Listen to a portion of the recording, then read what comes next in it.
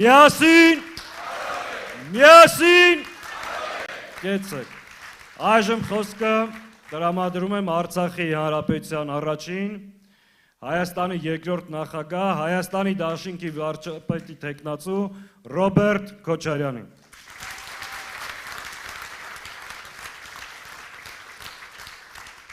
Շնորհակալություն, դայլիջին նայելով մի միտք եկավ իմ մոտ, սովորաբար օրինակ կան բառեր, որոնք արտահայտելիս ինչ-որ բան ես պատկերացնում, չէ, հետը կապում ես այդ բառի հետ։ Օրինակ իմ համար, որ ասում ես սար, առաջերտին Արարատ, չէ, որ ասում ես լիճ, յուրաքանչյուր հայի համար երևի առաջի սենց պատկերը գալիս է Սևանը։ Հիմա այդ արկիր է։ Ձեր ցավոտ։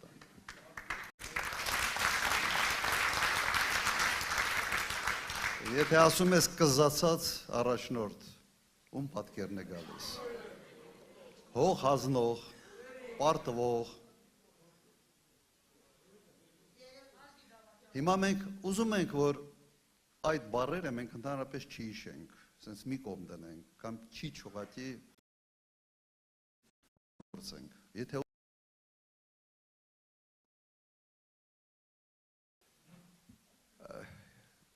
այս քարոզարշավը բավական ծանր քարոզարշավ է, մրցակցային քարոզարշավ է, բայց նաև կիրառվող սենց մեթոդներով կեղտոտ։ Բայց հենց այս քարոզարշավի ժամանակ այդ պարտություն, սենց մի կերպար է անընդհատ երևում, որը բերում է այդ պատկերը, պարտության, եռաբլուրի եռապատկման եւ այլ։ Քիչ մնաց։ Մենք կարող ենք եւ այդ պատկերից ազատվել եւ այդ ծանր հոգեբանական կապչարկեի նաեւ այս անկյան տանք փորձենք գնահատել այս իրավիճակը։ Շատ ենք խոսում եւ այս քարոզարշավի ժամանակ շատ է քննարկվում անվտանգության հարցերը։ Ընդհանրապես երևի վերջին մի քանի տարվա ընթացքում 44 օրյա պատերազմից հետո հիմնական դիսկուրսը անվտանգությունն է։ Նայեք, ես 10 տարի նախագահ եմ եղել,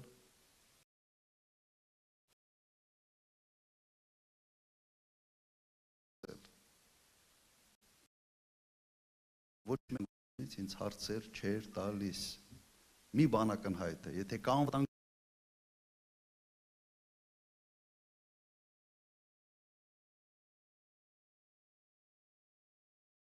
երբ անվտանգությունից շատ ես խոսում, ուրեմն քո բնազդը քեզ ուշում է, որ անվտանգ չի երկիրը, անվտանգ չի քո գյուղը, քո քաղաքը, քո ընտանիքը։ Եվ սրան մենք պետք է վերջ տանք, որովհետև պարտության խորհրդանիշը, երբ երկրի ղեկավարը երբեք այդ երկիրը անվտանգ չի կարող լինել։ Սա ուղղակի աքսիոմ է։ Եվ եթե մենք ուզում ենք անվտանգության թեման, թշնամու թեման, սահմանի թեման, դիրքերի թեման, երբ ենք դրա մասին խոսում, չենք խոսում, ուղղակի մեր գործը անում ենք։ Եթե ուզում ենք այս թեմայից մենք ազատվենք, այդ գործը ինքը իրենով գնա, բայց մենք դրանից չխոսանք, մենք ուրիշ բաներից խոսանք, ուրեմն պետք է հունիսի 7-ին կատարել ճիշտ որոշում։ Ճանապարհը իսկապես սա է։ Ինչ է ուզում մեր քաղաքացին։ Իմ տպավորության պարզ քաղաքացին ուզում է հանգիստ ապրել, երեխու ապագայի նկատմամբ վստահություն ունենալ, չմտնել այդ բարդ քաղաքական թեմաների մեջ, միգուցե ընտրությունից ընտրություն, 5 տարին մեկ, այո, 1 ամիս կարելի է քարոզարշավ անել, բայց 5 տարի անընդմեջ մնալ այս թունավոր մթնոլորտում, սա այս իշխանության ժառանգությունն է, որովհետև իրենց տեսակով այդպես են։ Տեսակով պետք է ժողովրդին խառնեն, մեկը մեկի դեմ սրեն, արանքում օգտվեն։ Մեկ իմ տպավորությամբ մարդու բիոքիմիա է։ Եթե այս իշխանությունը վիճակը չլարի, ոնց որ իրեն վատ ազգում։ Ես մի հարևան ունեի, եթե այդ օրը մեկի հետ չէր կռվում, հիվանդ էր։ Ջերմությունը բարձրանում էր, լուրջ եմ ասում։ Ուղղակի տեսակ է, չէ՞ մարդը երևի դուք էլ ինչ որ շրջապատում, շենքում, բակում, գյուղում մեկը կա, չէ՞ անընդհատ sense մի առիթ համան գալիս, մեկի հետ բախվի, կռվի, հայհոյի, սրանք են։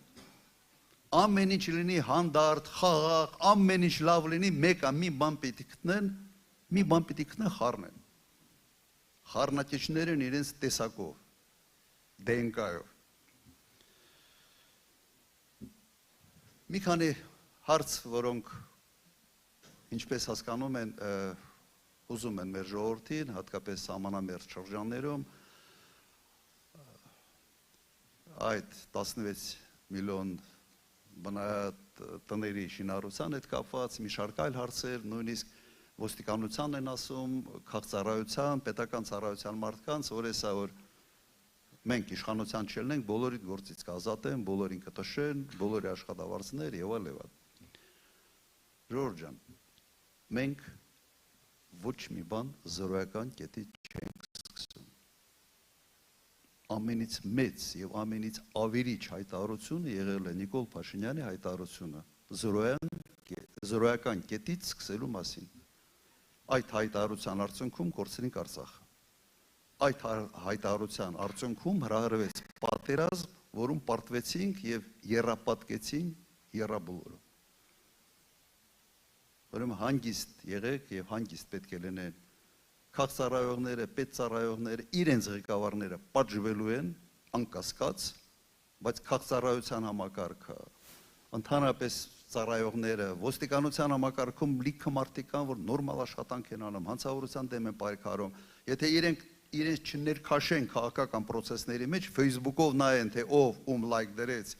գործից ազատ են կամ չազատ են, դա խայտարակություն է։ Համոզված են, որ այդ մարդիկ իրենք էլ չեն ուզում դրանով զբաղվել, բայց իրենց պարտադրում են։ Եվ մենք գալիս ենք նաև իրենց ազատելու համար։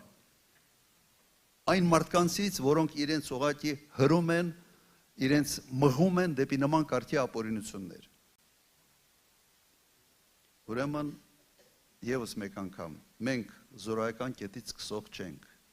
Ես փոխարինեցի Տեր Պետրոսյանին, մեր այսպես ասենք այդ ընտրությունները եղել են արտահերթ ընտրություններ, մենք կոնֆլիկտ ենք ունեցել, բայց ընտրվելուց հետո չեմ ասել, որ զորայական կետից ենք սկսում։ Եթե լավ բան կա արած, լավը շարունակի։ Վատ բան կա արած, վատը ստոպ տուր,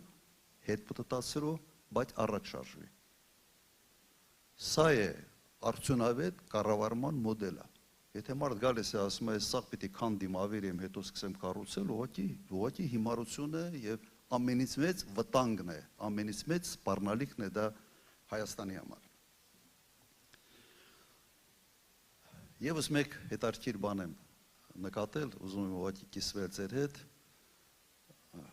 Այս իշխանությունը ծրագրերից չի խոսում։ Հիմնականում լաչառություն, սրանք կմբռնեն, նրանք կմբռնեն, իմ մոտ տպավորություն էր մի պահ անկեղծ, նույնիսկ մի հարցազրույցի ժամանակ ասացի, տպավորություն էր, թե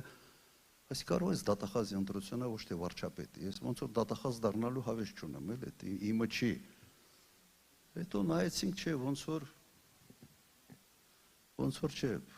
կառավարության խորհրդարանական ընտրություններ են։ Բայց սրանով թունավորվում է ներքաղաքական կյանք։ Եվ նկատեցի մի բան, որ եթե մինտեղ մի բան կառուցել են, ոնց որ անդադ 30-ով են տալիս։ Ոնց որ իր տնից փողը բերել է, ասֆալտը փռել է։ Լիքը բան են կառուցել, իմ ժամանակ շինարարության ծավալները շատ մեծ էին ու կենտրոնացված չէին Երևանում, Հայաստանում մեկ էին կառուցում, բայց երբեք մուննաթով կամ երես տալով ժողովրդի հետ չենք խոսացել։ Վերջը դա քո գործն է, ես մտածում եմ, որ դա իմ աշխատանքն է, իմ աշխատանքի արդյունքում ես վերջապես պիտի գամ եւ հաշվետու լինեմ։ Երբ որ անընդհատ ժողովրդին 30-ով են տալիս իրենց ժամանակ արածը, սա ես մի անգամ մի բան եմ ասել, այդ երևի կրկնեմ, միգուցե միջև ստեղ չի ասել, երբ որ չգիտեմ, գյուղում կա բանկոմատ թե չէ, որ sense կա, քարտը դնում ես, օրինակ մի 50,000 դրամ փողը հանում ես։ Քո փողն է, քո քո հաշվից։ Հետո այդ բանկամատին հո շնորհակալություն չես հայտնում։ Չես ասում, այ բանկամատ, շնորհակալություն, ես իմ հաշվից Սկանում այս ինչ կառուցումը պետական բյուջեի հաշվին։ Պետական բյուջեն ձևավորվում է ժողովուրդ ջան, ձեզանից հավաքած հարկերով։ Եվ պետությունը պիտի անի ամեն ինչ, որ դուք ձեր եկամուտը մեծ լինի, եկամուտից հատկացումը բյուջեն մեծ լինի։ Ինչ շնորհակալություն, ինչի համար։ Ուրեմն նայեք պետական բյուջեին որպես բանկամատ։ Այդ փողը ձեր փողն է։ Եվ դուք պահանջատեր պետք է լինեք այդ ծախսերի նկատմամբ։ Այլ ոչ թե հալա նստեք, սենց ծնգաչոք կամ չգիտեմ ոնց, հալա շնորհակալություն էլ հայտնեք, հալագանը մի բանը ձեր երեսով տակ։ Սա ուղղակի պրինցիպիալ սկզբունքային հարց է։ Եվ եւս մեկ հարց ինձ այստեղ գալուց ուղղակի ասում են, որ մեծ մտահոգություն կա գյուղարտադրանքի իրացման հետ։ Նայեք, սրանք արկածախնդիր են։ 18-20 թվականին արեցին ամեն ինչ, որ հրահարեն պատերազմ եւ պարտվեցին այդ պատերազմում։ Հիմա անում են ամեն ինչ, որ մենք մեր գյուղատնտեսությունը ունենա լրջագույն խնդիրներ։ Անում են ամեն ինչ։ Երկրի տնտեսական քաղաքականությունը եւ արտաքին քաղաքականությունը չի կարող sense տարբեր ուղղություններով գնալ։ Հայտնելու է շպագատի մեջ, իսկ շպագատը մի քիչ վտանգավոր է, հատկապես եթե այդ վարժված չես, այսպես ասենք, շպագատ անելու, հա, այդ սվյազկաների բանը լավ չի, լավ չի կարող վտանգավոր բան կատարվի։ Հիմա այս վիճակում է երկիրը։ Երեք փորձեցին մի բաներ, sense հրճվանքով Ռուսաստանի նախագահան զանգեց, ծնունդը շնորհավորեց։ Վերջ ամեն բոլոր հարցերը լուծված են, ուրեմն գյուղարտադրանքը կսկսի Հայաստանից հոսել դեպի Ռուսաստան եւ այլն։ Ուղիղ 3 ժամ հետո ամբողջ մրգերի վրա սահմանափակում մտցվեց այսօրվանից։ Սրանք չեն էլ հասկացել, որ քաղաքավարության զանգը ծննդյան օրվա հետ կապ չունի երկրի աշխարհաքաղաքական քաղաքականության հետ։ Այդ ձեր տունը շինի 8 տարի իշխանության եք, միջև այսօր դա չեք հասկացել։ Ձեր տգիտության աստիճանը այդ ուր է հասել։ Շատ ինձ թվում է թե շատ պարզ բաներ եմ ասում, բայց այդ պարզ բաները նույնիսկ չեն հասկանում։ Կամ ձեզ փորձում են մանիպուլացնել, մոլորացնել, հերթական անգամ խաբել։ Ենթադրում են, որ եւ առաջինն է եւ երկուսը այս երկու հանգամանք տգիտության եւ ասես չափի շատ խորամանկության, որ իրենց հանդիպում են, այդ բանը, այդ խառնութի անունը բան Նիկոլ Փաշինյանն է։ Իրար հանդիպում են,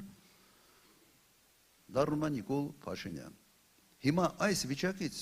դուրս գալու ճանապարհը մեկն է, մեր գյուղացիները պետք է մտածեն։ Եթե մնան սրանք, մոռացեք Ռուսաստանի Դաշնության շուկան, ուղղակի մոռացեք։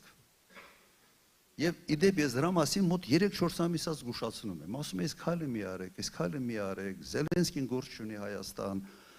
մի թշնամացեք, քո ռազմավարական դաշնակցի հետ դու թշնամանում ես անհասկանալի նպատակներով, թե ինչի համար չեմ հասկանում։ Զգուշացրել ենք, իրենք էլ ինչ են անում, եթե ես մի բան եմ ասում, ասենց ասեմ, Ռոբերտ Քոչարյան, ինչ ասում հակառակը պիտի անեն։ Եթե դպրոցը իմ ժամանակա կառուցվել, հաստատ փակելու են։ Ձև չկա չփակեն, ժողովուրդ ջան։ Սա մոլուց կա։ Հիմա մտածում եմ, ինչ որ բան եմ մտածում, որ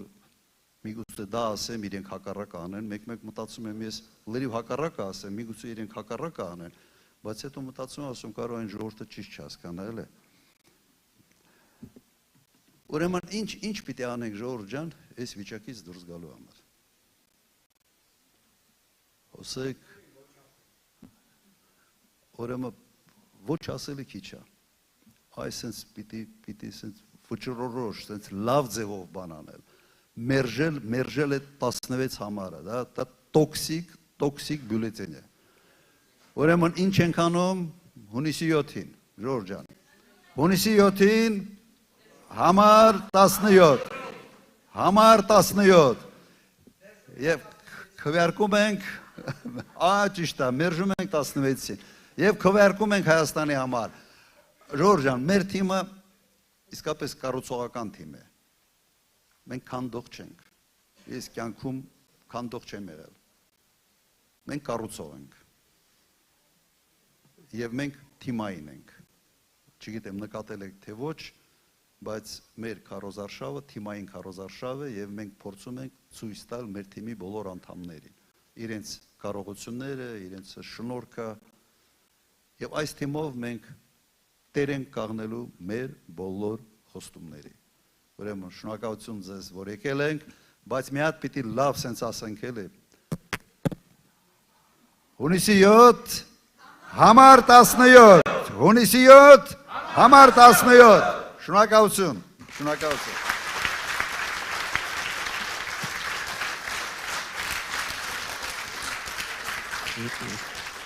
Ժորժ ջան, մենք 15 րոպե ունենք նաև հարցերի համար։ Եթե ունեք հարցեր, տեսակետներ, սիրով պատրաստ ենք պատասխանելու։ Բարձրախոսը ընդեղ է։